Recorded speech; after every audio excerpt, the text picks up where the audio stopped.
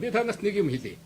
Өнөөгийн ерөнхийлөгч гарч ирээд эхний ээлжинд юу хийсэн бэ гэхээр өөрийнх нь үгэнд орохгүй байж магадгүй, өөртөө нэг тийм санал нийлэхгүй байж магадгүй засгийн газар огцорсон. Оролцоогүй гэдэг ийм маргаан эцэст өсгөлгүй юм. За ингээд засгийн газрыг өөрийн болгочлаа. Хууль тогтоох байгууллагыг өөрийн болгох шаардлагатай. Тэнд байсан дарга нь зөв буруу байсан тэрнийг одоо хичнээн чих маргаж болно. Муу сайн байсан хамаагүй. Зүгээр л тэнд нэг тийм бул чулуу шиг зарим нэг юмыг хааж исэн хүн байсан байж магадгүй л тэрнийг огцрууллаа. Тэгээд их хурлыг гартаа авлаа. Яг их хурлын гишүүн нэг бүр дээр асуудал үүсгэлээ. Одоо 49 гишүүн жидүүгийн хэрэгт холбогдсон ч гэдэг юм уу? Наад гишүүд чинь өнөөдөр энэ хурлын тухай шударгаас сайн байгаа тухай би энэ дотор 4 удаа сонгогдоод ажиллаж исэн хүн би энийг зүгээр нэвт харж байгаа. Наад бол чинь бүгдээрээ ингэ баригдцуулсан байхгүй.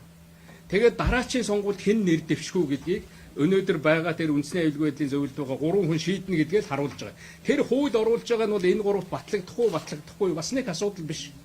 Зүгээр л та нарыг дараа нь дэвшүүлэх болсон. Тэр айдсыг л бий болгочих. Тэр хууль шүүхийн байгууллагын тухай хууль оруулж байгаа нь Баттулга бол баг тал хувийнхаа зорилгод хүрсэн шүү дээ.